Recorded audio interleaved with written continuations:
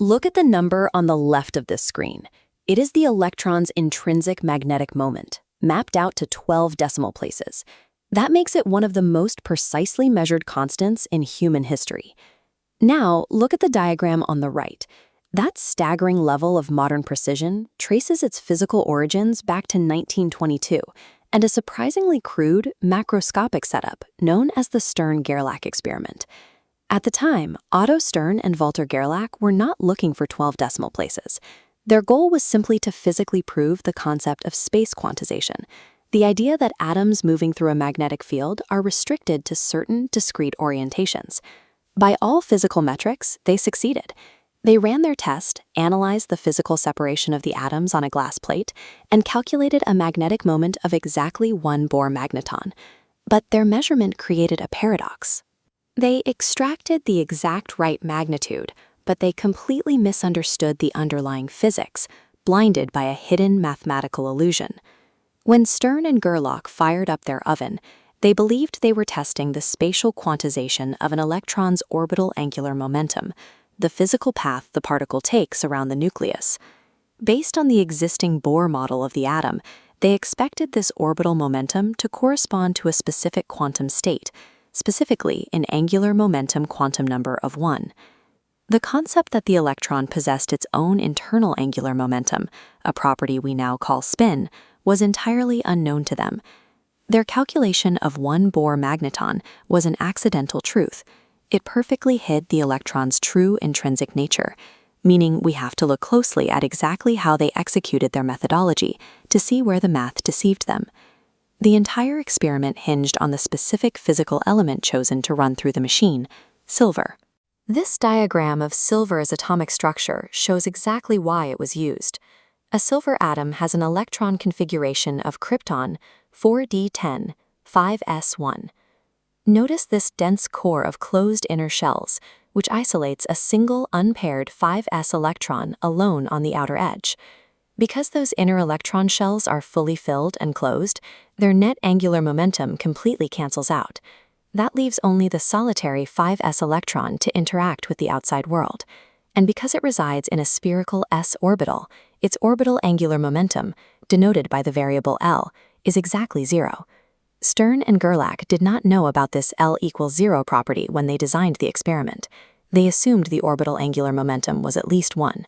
Because the actual orbital momentum is 0, any magnetic moment measured from a silver atom must exclusively originate from the electron's intrinsic spin.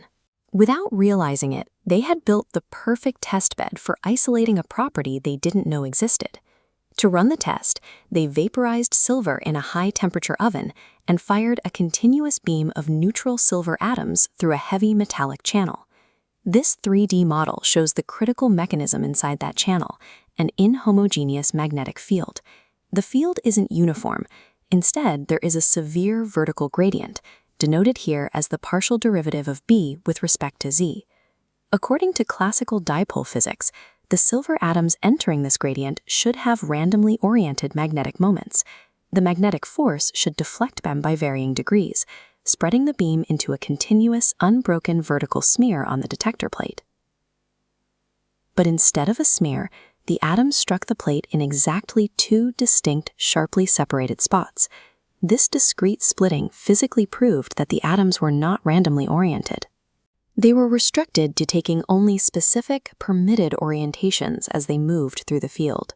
Those 2 spots provided the first undeniable macroscopic proof of space quantization and revealed that the electron possessed a strictly 2-valued quantum degree of freedom.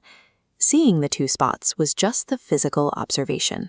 To extract a quantum value from these macroscopic markings, they had to work backward through classical physics. This data table lists the known parameters of the physical apparatus: a magnet length of 3.5 centimeters, an atom velocity of roughly 570 meters per second, and a magnetic field gradient of about 17 Tesla per meter. To those knowns, they added their final physical observation. The spatial separation between the 2 beams on the detector was roughly 0.2 millimeters. By plugging those variables into a standard classical kinematic equation for deflection, they isolated the single unknown variable, mu z, the magnetic moment of the silver atom. They completed the calculation, deriving the magnetic moment based strictly on the distance the beam deflected. The arithmetic produced a value of roughly 9.27 times 10 to the negative 24th joules per Tesla. That is exactly 1 Bohr magneton. Hitting that precise expected value locked in their confidence that they had verified the orbital theory. And here is the exact mathematical trap that blinded them to the reality of their own data. This split screen lays out the problem. On the left is their expectation. For orbital angular momentum, the magnetic moment depends on a multiplier called the g-factor. For a standard orbit, that g-factor is exactly 1. So, if the orbital quantum number is 1 and the g-factor is 1, the expected magnetic moment is 1 times the Bohr magneton times 1, yielding exactly 1 Bohr magneton. Now look at the reality on the right. The measured deflection actually came entirely from the electron's intrinsic spin, which has a quantum number of 1/2, not 1. Crucially, the g-factor for an electron's spin isn't 1 either. It is roughly 2. When we calculate the actual spin moment, we take that spin g-factor of 2 and multiply it by the spin quantum number of 1/2. Algebraically, the 2 and the 1/2 completely cancel each other out, leaving us, once again, with a total value of exactly 1 Bohr magneton. This flawless cancellation created a massive accidental truth. Stern and Gerlach's assumption of a quantum number of 1 and a g-factor of 1 was wrong, but those two compensating errors generated the exact right number on the detector. To accurately interpret this two-valued system required a theoretical framework that didn't yet exist. It arrived years later through the work of physicist Paul Dirac. In 1928, Dirac formulated a relativistic wave equation for the electron that naturally and necessarily predicted its spin g-factor to be exactly 2. But the measurement didn't stop at exactly 2. Decades later, Julian Schwinger addressed what became known as the anomalous magnetic moment. Schwinger's equation here demonstrates that quantum fluctuations slightly augment the electron's magnetism. The leading correction to Dirac's integer of 2 is defined by the fine structure constant alpha divided by 2 pi. This minute quantum electrodynamic correction alters the value by roughly 0.00116.